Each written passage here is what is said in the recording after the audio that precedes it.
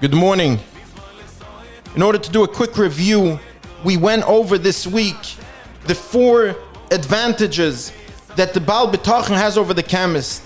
But I just wanted to throw in this note. Yakov Schlesinger used to say, a person has to remember where he's standing in this world in regards to Bitachon. In other words, let's say that there are different levels in Bitachon. A person has to try and realize and concentrate, where am I in Bitachon? In other words, a person who has real Bitachon and everything, his reliance, his security in Hashem, can indeed go into Besmedrish in the morning and stay there all day. But someone whose Bitachon is lacking does have to do a certain level of Ishtadlis. And that really is the challenge, to figure out where we are.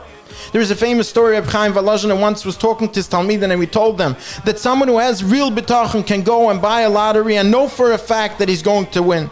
So one of the Talmidim went out and they bought a lottery ticket, and everybody was talking about it. This fellow is going to win, he has the bitachon.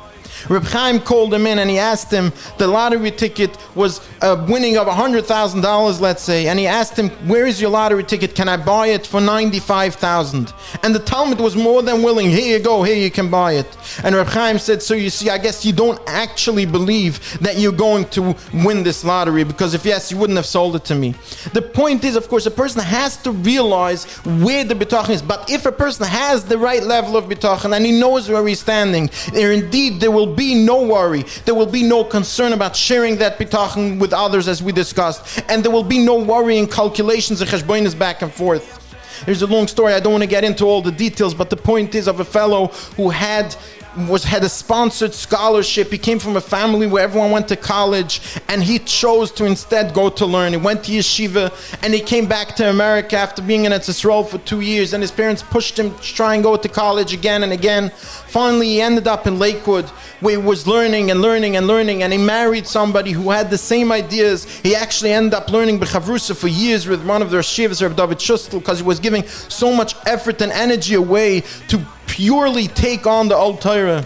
And my Rebbe Baruch was once in his apartment, and he actually saw on the fridge the level of sacrifice they were willing to do. Where on the fridge it said Sunday, Monday was leftovers and so forth every day of the week, until Thursday it said macaroni for supper, and if there's money they will buy tuna.